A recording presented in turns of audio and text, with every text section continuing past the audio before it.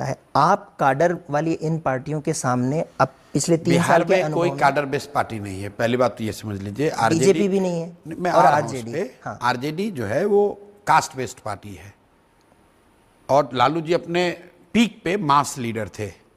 फिर वो कास्ट, लालू जी अपने शुरुआती दिनों में गरीबों के नेता थे, मास के लीडर थे।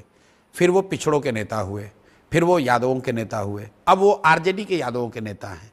तो वो एक कास्ट बेस्ड पार्टी है और वैसी उनकी व्यवस्था है। जदयू जो है वो प्योर नीतीश कुमार का है, उसमें कभी काडर रहा ही नहीं है। मैं उस दल में भी रहा हूँ। जदयू में कभी संगठन की ताकत नहीं रही है। नीतीश कुमार, गवर्नेंस और सरकारी तंत्र, उसी से वो पार्टी चली है। काडर के नाम पर यहाँ पर, और कांग्रेस तो है ही नहीं काडर बेस्ड पार्टी, काडर के नाम पर यहाँ पर लेफ्ट के दल रहे। पहले यहाँ सीपीआई बहुत मजबूत होती थी, अभी आई सीपीआई एमएल है और बीजेपी।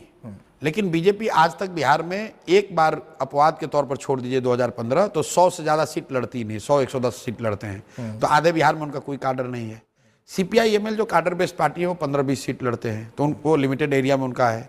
सीपीआई जिनका काडर था, सीपीआई और सीपीआई एम का, वो धीरे धीरे इलेक्टोरली इरेलीवेंट हो गए। तो वो ज़्यादातर काडर आप देखेंगे वो जदयू में आपको मिलेगा, वो लोग छोड़कर जदयू में आ गए। तो काडर के हिसाब से आज बिहार में सबसे बड़ा दल जनसुराज है। हम लोगों ने 72,000 बीएलए का नाम नंबर दिया है, लेकिन चूंकि जनसुराज अभी नई पार्टी है, ये रिकॉग्नाइज रजिस्टर्ड है लेकिन रिकॉग्नाइज नहीं है। वो तो जब आप चुनाव लड़ेंगे तब रिकॉग्नाइज होंगे, इसलिए हमारे बीएलए का लिस्ट नहीं है।